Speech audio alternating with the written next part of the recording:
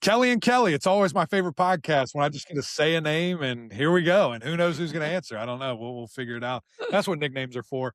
Kelly, great to see you, brother. Thank you for joining us today. We are continuing our recap series where we go through some of these ACC teams, some of these big brands in the ACC, and some teams that had really, really good years. And we're on to the Yellow Jackets, who, for the start of the season, man, I'm thinking natty or bust. Here we go. And then it kind of crashed and burned there on me a little bit in not so fun fashion. So there's a lot of things to discuss today. We've kind of been all over the place with these, just kind of pending the team. Like Clemson, we kind of talk about it because it was so bad, and then we look forward. Virginia Tech, we're like, let's talk about 26. There's no reason to waste time. But I think it's worth diving in a little bit deeper into this season and these guys, because it was so magical and it was really fun and special and historical in a lot of ways. And we were with them on that journey, not only on this podcast, but the ACC huddle. So great to see you. I know you just got off a plane a couple days ago from California, following basketball around. How's everything going? How you doing, brother? It's good. Just getting over a little bug, but other than that, I'm doing all right. Kelly, do you have a nickname that we can use? KQ, of course. Yeah. That's KQ, I like what most that. people go, yeah. And of course, Matt calls me KG, so this is just gonna be great. Easy. It's easy.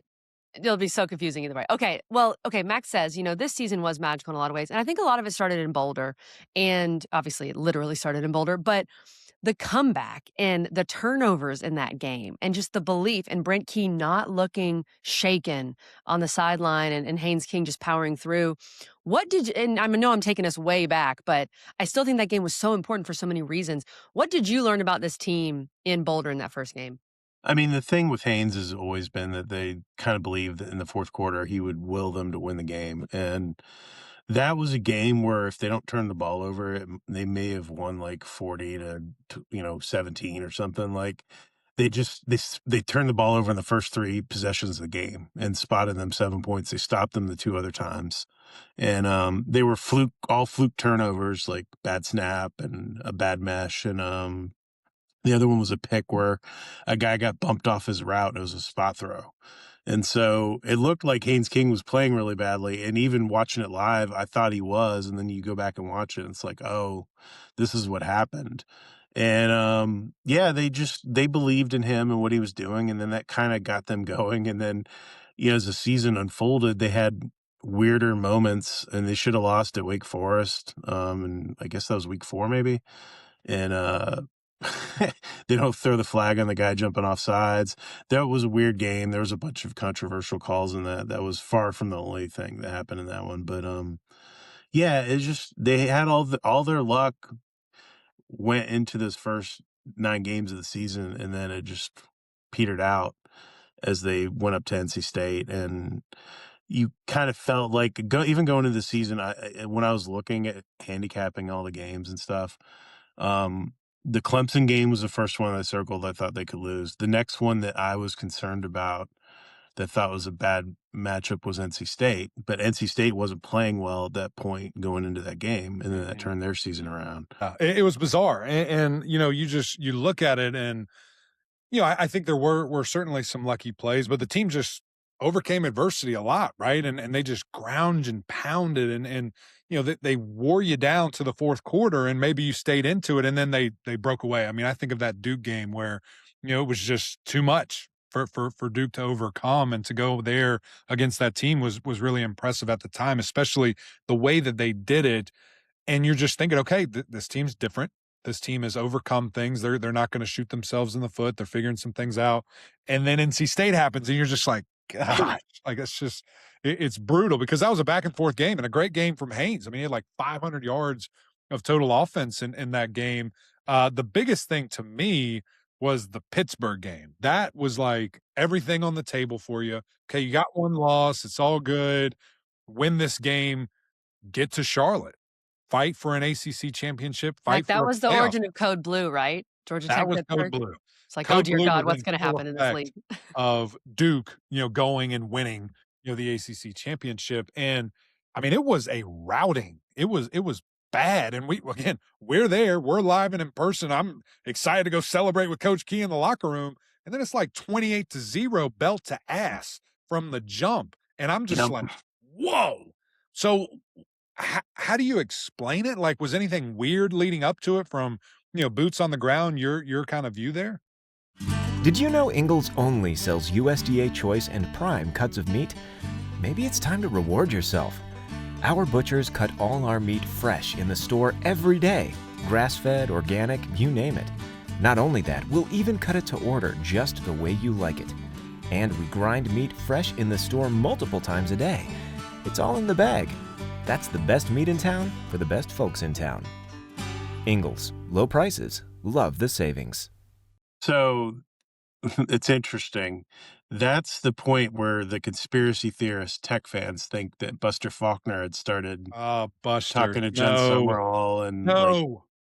So originally, John Summerall was supposed to go to Auburn. That was like the whole backdoor coaching thing that we all heard, and knowing people at Auburn and stuff. And then that kind of went south, and then they ended up pivoting to Golish. But yeah, supposedly that's when. And Buster even said, I guess, in his press conference that he had planned to hook up with Summerall, and you start to wonder about that. They came out in that game and they had basically, I think, 3 or 4 flat drives to start the game and really put the defense that had been shaken from the NC State game where they couldn't get a stop in a really bad spot. I mean, they came out, people thought they were supposed to try to run the football. They ran the football a couple times on the first drive. And then from there, it was just taking shots downfield. And like, it was a weird game plan on offense. They fought back in the game, but like, it was so weird. That was the most electric I'd seen the stadium since Yeah. 2009. Unbelievable.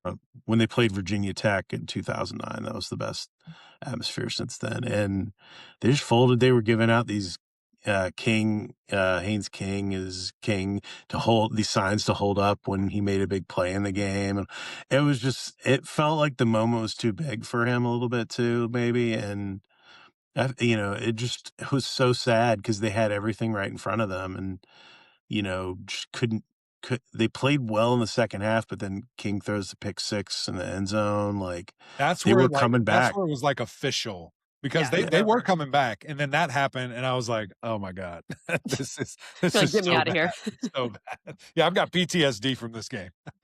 Yeah, I mean, it was brutal. It was brutal. I appreciate your honesty, KQ, because feeling maybe the moment was a bit too big, or just starting the way Tech did, an 8-0 start, losing 4 of your last 5. I know, and there's so much we'll get into later in this episode about Faulkner leaving and having to retool so much and retooling the defense and whatnot. Do you feel like Coach Key also thought, not for him necessarily, but for his team, that the moment was too big, and how can he remedy that? Yeah, that's an interesting part of all this.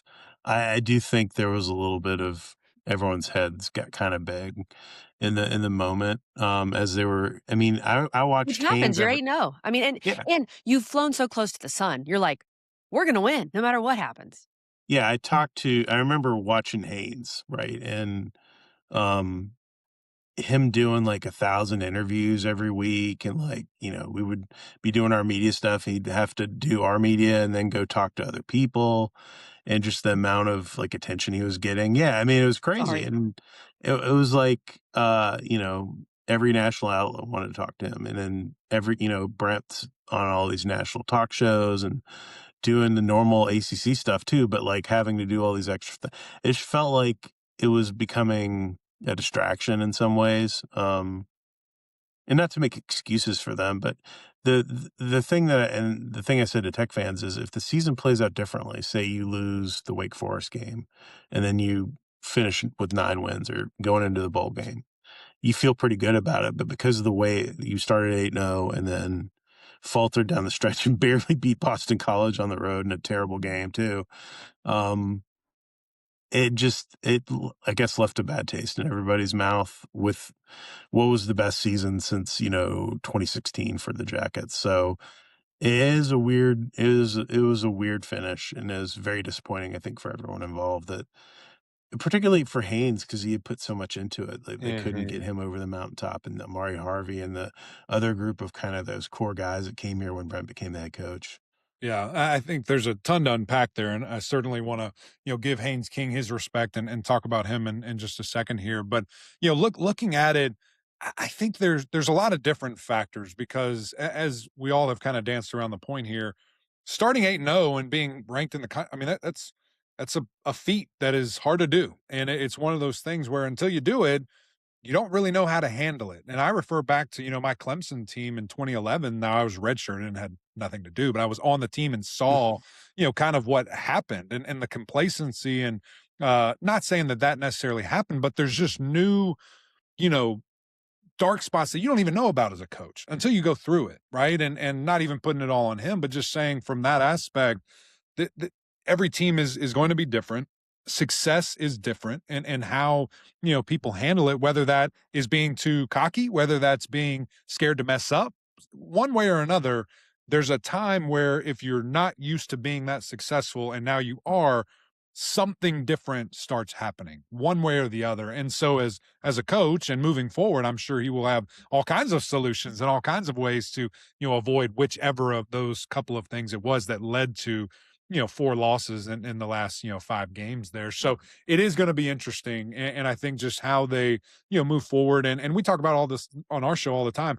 Coaches get better, coaches learn, and coaches grow too. Now your players have to step up and do their thing, but there's a lot to that, and even managing assistants and having that purview. I don't think anybody thinks that, right, when they're going through a season, that their guy that they trust and love is talking to other people and not fully committed, and if that's a thing as well. So it's really interesting looking at Haynes King.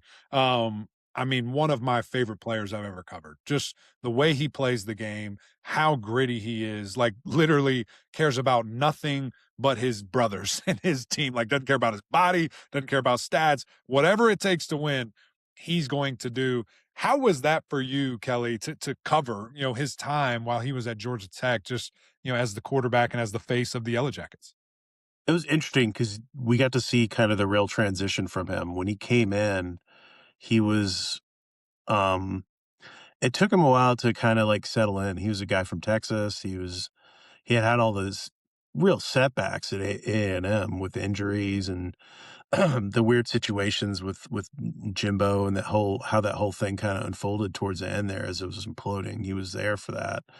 And, he became slowly like leader. The first year he struggled. He threw a ton of interceptions and they were trying to make him kind of a gunslinger. And then in the second half of that season, he started to run the ball more and he started to build kind of the identity of the program. And I think his toughness and kind of warrior mentality as a player, being willing to put his body on the line, really changed things.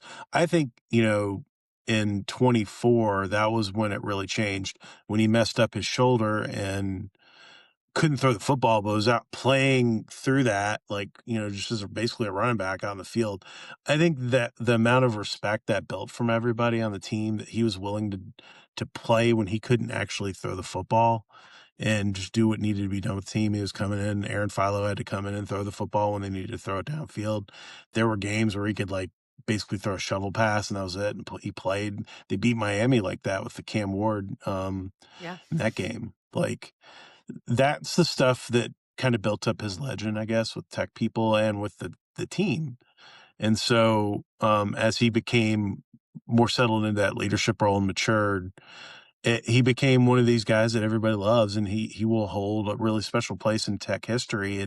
It just kind of sucks for him that it didn't, like, even if they just won the bowl game, he was like this far off from hitting, a game-winning touchdown at the end of that game. And that's the part that stinks about it, because if you get to that 10th win, that marks such a different mark for everybody. And that's the disappointing part for Haynes. And he was like so close, and they just couldn't get over that last bit of hump. Absolutely. I think of, and yeah, I mean, he ended up being such a success story at Tech, coming from A&M for sure. And people will remember him. I think legendary is a good way because, 20, 30 years down the road, it's going to be like Haynes King played with one arm. It's the stories will just continue. But I think of the bowl game and I think of the Georgia game in 2024. Those two. If one of those goes the other way, then you go from legendary to immortal in a lot of ways. Okay, well, speaking of, you brought up Miami, and it's interesting. I am not saying that this Georgia Tech team was Miami of last year because there are a lot of differences. Cam Ward is Cam Ward. But You had a good offense that propelled you to a really good start, faltered down the stretch, and the defense was an issue. So there's those parallels. This defense, it seemed that the Blake Gideon experience did not work. No. The secondary was just a mess. The Boston College game comes to mind, like how this team is terrible and they're, scoring a bunch of points. When did you think, okay, this defense might be a problem? And then when did it go from, okay, this defense needs a full overhaul? So, early in the season, they were managing to make enough plays, and they actually won some games for them. Like Wake Forest, the offense did not play well at all, and they won that game Clemson for them. game, you could Yeah, in the say. Clemson game, yeah. Like, they played well in the first half of the season, and then they got the NC State game. It was like a switch flipped, and they were just terrible, and couldn't cover, like, weren't even in the zip code of players in the secondary, couldn't get a pass rush, couldn't get home on sacks, and that's when it started to unravel for me. Like, I didn't understand how you could not have any kinda answer. You gotta take one thing away, like, Right. that's if you get beat with the dude throwing the football down the field, great.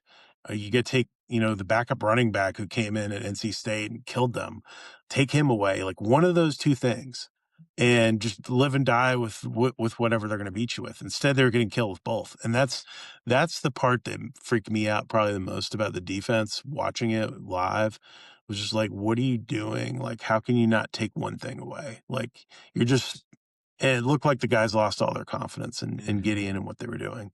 Yeah. It was very clear that if you watched what was the broken plays in the secondary, it was typically a missed assignment where a guy wasn't trusting whatever he was supposed to do or didn't know what the call was or whatever, and they just had clean busts. And so at that point, it's like, all right, you have fifth-year senior Clayton Powell-Lee playing back there, and he's, jumping the wrong route. And it's like, and a guy's running scot-free down, that doesn't make sense for a guy that's been in the program 4 years to have those things happen. So to me, that screamed of like coaching issues and incongruity with that staff. He had to hire Blake at the last minute. I think it was like this time last year almost. He had to hire him because Tyler Santucci went to the NFL during this. We're seeing the flood right now of guys going from college to the NFL. And it just didn't work. One of my friends who's a big booster of the program said that it reminded him of when you're like dating somebody and you're going out and you kind of stay with them, but it's not working. It's not going to work out, but you kind of stick in it because you like the person. Like it was a little bit like that with Brent because Brent really respected Blake and liked him. And then it worked out where he could get rid of him and Texas wanted him back and it worked out for all parties, but it was one of the strangest sagas. And the funniest part of all this was he was going to go to Texas. He decided to stay. And then after the bowl game, changed his mind again and then left. Perfect. And it was super bizarre. It was the weirdest thing. I have a bunch of buddies that cover the Longhorns, and they were like, this is the weirdest story we've ever covered. He was like back at Tech working in January. And like he was going to stay and then left. And so it is truly bizarre how all this stuff played out with the coaching staff after. So it's the not season. just the players that Kim. Yeah, people get so pissed about the It's players. also the Here we coaches. go. Golly. Except And you can that's been find a new happening for coach 100 years, right? because you don't have to enter the coaching portal. You Yeah, can find right. a new coach at some point. Right. They just disappear overnight. Nobody knows where he went. It's fascinating. And that is, one of the struggles of being a head coach now. You have to deal with all that, right? And you have to figure it out and have the foresight to predict and assume and have a list of guys, right, of who, is next. So you're not caught off guard and things of that nature. And, I think just to kind of pivot to Coach Key here for a second, I mean, what he's done has been tremendous. I mean, I think that what Jeff Collins thought he had to do from like a branding awareness, make this place cool. I think there was some validation there. I just think it was a little bit too much at times.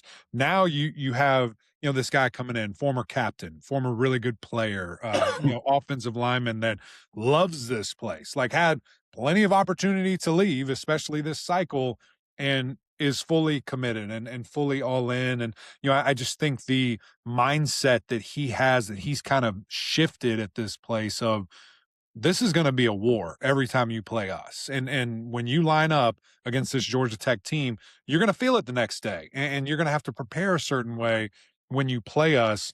What's kind of, I guess, the vibe moving forward? I mean, I know the support is clearly there and everything, but just from a growth standpoint, what's the talk around town with Coach Key? I think, he was exhausted by the end of all of this. I mean, every coach was.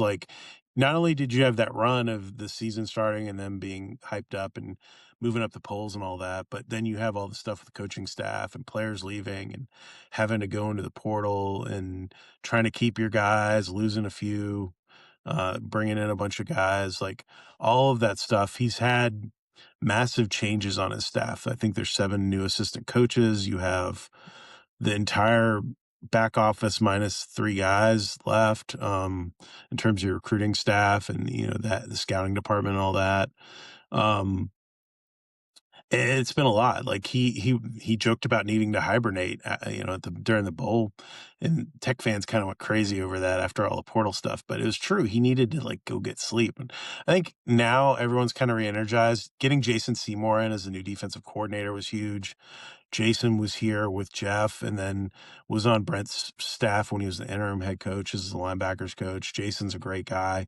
Basically, the deal always was there that Jason was going to go get seasoning as a defensive coordinator and then come back when he went to go work for Charles Huff at Marshall and Southern Miss and did a great job there. And when it was time to make a change, he was the obvious guy. He almost became the defensive coordinator a year ago. I think the timing just wasn't right at that point to make that move. And so as you kind of look at the staff, he went out and got one of his closest friends to be his offensive coordinator, George Godsey, who was in the NFL for the last 15 years. I think 12, 14, whatever it was. He went and found guys he trusts. Alan Mogridge, offensive line coach, was Brent's GA at UCF, and they've been together. Coach Mo was on the staff in 2024 as the assistant line coach to Jeep Wade. He's a guy he trusts. They went and he got his running backs coach that he's wanted forever, Jimmy Smith, who's a legend in Georgia circles for recruiting and coaching. He's done a lot of things that were to address their needs. And then the big splash was getting Justice Haynes from Michigan, who's a bell cow running back, the best running back they've had since Jahmyr Gibbs in terms of a pure talent, and a guy that's a potential first or second round pick if he stays healthy this year for them. So that is a huge deal, to go get that guy and to have done all that kind of quietly. Justice went in, didn't look at anyone else. They were close to getting him when he went to Michigan. And so when all the changes happened there, they kind of were able to make that happen very quietly through the family and connections there and the agent and stuff. So that's, he goes into the season with one of the 3 best running backs in the ACC and the ability to run the football. And then you have Malachi Hosley back. So I think people are excited to see the future of the program. It's interesting because the schedule's hard. So, I mean, you got Colorado, Tennessee. Water's and wet, Georgia. man. The schedule's always hard every year. Yeah. I always look at that schedule. I'm like, what in the world are we? Well, it's funny because you look at Wake or Duke or whoever, these other teams, and they just, because they're not playing at Georgia every year, and then they're generally not scheduling an elite P4 program either. So maybe they're playing Illinois or whoever in their crossover game, or Oregon State, or it's more of that. And Georgia Tech's playing Tennessee, and Colorado, maybe not what everyone thought it would be a couple years ago, but still a very talented team. And then obviously getting Georgia is tough. So, and then you got to go to Clemson in conference play, and Virginia Tech. Throw that in there. Yeah. So, I mean, it's a challenge, and it's worse actually if you look at next year, because I think next year they play at Tennessee, at Notre Dame, at Georgia here, and maybe Miami comes back on the schedule. So it's a coach killer as we with Heisman favorite Mendoza at quarterback. Can't wait. It'll be perfect. It'll be perfect. Yeah, I mean, it's been interesting to watch how all this plays out. I'm curious if the schedules shift some more as they try to figure out this 9-game league thing. Speaking of that, I saw you retweet this, Kelly. One of 5 Power 4 teams with 11 Power 4 teams on their schedule in 2026. And one of those is Georgia Tech. Also, BC and Louisville from the ACC. We've skirted around the Mendoza of it all here. Alberto Mendoza transfers in from Indiana. Just tell us what we need to know. And it seems like he's the favorite to win that job, but what do we need to know about this situation going forward? So the one thing with Brent is these things are always open. So they told Alberto when he signed, there's no guarantee that you're going to get the job. You got to come in and win it. They have a kid, Grady Adamson, who redshirted this year that they love. That was from Oklahoma. That was really talented. The Sooners tried to sweep in late and get him out of high school. Uh, both guys can run it. I think Alberto fits a little bit of that mold of the Haynes King, a tough runner, physical, willing to do what it takes to move the football. We just haven't seen him play much. A lot of mop up duty at Indiana, but looks nice when he's in there. Obviously the bloodlines are nice there with the brother and seeing what they did. He's even wearing his brother's number this year at Tech. So I'm very curious how this all plays out. I think he has a really good shot to win the job. I like Grady a lot. I actually went out to Oklahoma to watch him play his last high school game in the playoffs out there 2 years ago. So, I'm curious how that all plays out. But Alberto, it's going to be a great story if he does win the job. I think he'll get a lot of national attention just because of his brother. And, whatever happens with his brother in the draft, right? Like, that's going to be a big story as well going into the season. And it gives something for people to kind of track and follow with him in terms of how he develops. Chris Winke's done a great job developing quarterbacks and really I mean, think about the year Brent was the interim head coach. They started 4 different quarterbacks that season Right. and won games. They went up to North Carolina and won with their 3rd and 4th string quarterback, basically alternating snaps. And nearly upset Georgia and Athens with that team. And maybe it was in Atlanta. I don't remember. Anyways, it's going to be an interesting competition. And it's the first time since the 23 season they've had one because Haynes won the job in the fall of 2023 and then has been the quarterback the last 3 years, which is unusual in this day and age, too, in college football. Rollback just dropped their licensed game day collection. Polos, hoodies, Q-zips, custom designed for your school. On game days, we wear Rollback, period. Never look back. Never look back. Kelly, last one for me, man. Super grateful for your time. I think this has been really insightful. We appreciate you.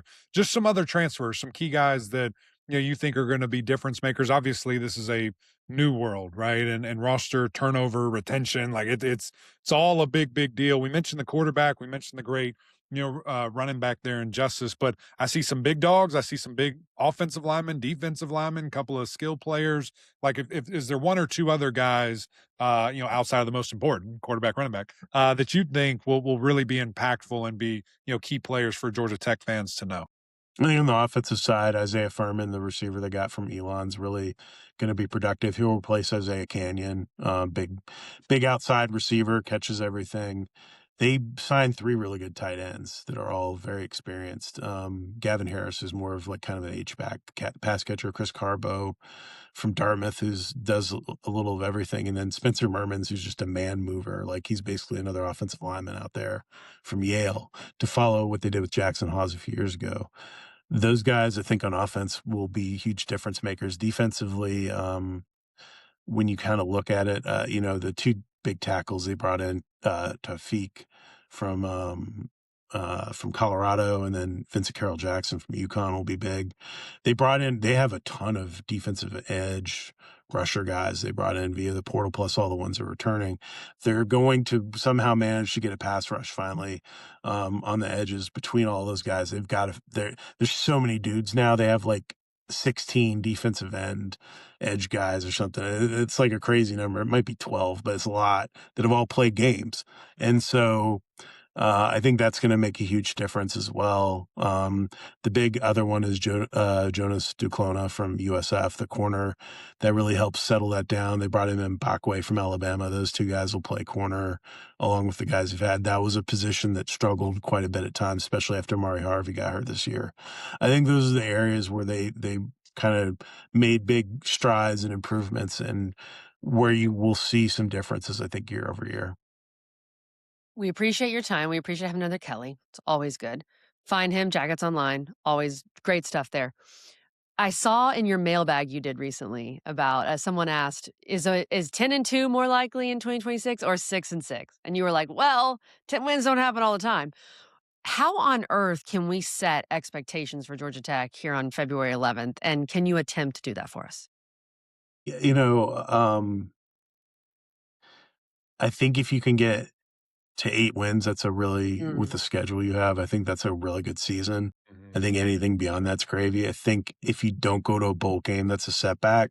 Sure. So it's somewhere between there, and Brent's expectations will be a lot higher than that. But I think being realistic, the point that I always make to people when they ask me now is like, I don't know enough about what everyone else is doing until you see them play, because there's so much going on with, like, look at Clemson, right? Like, all the changes they've had.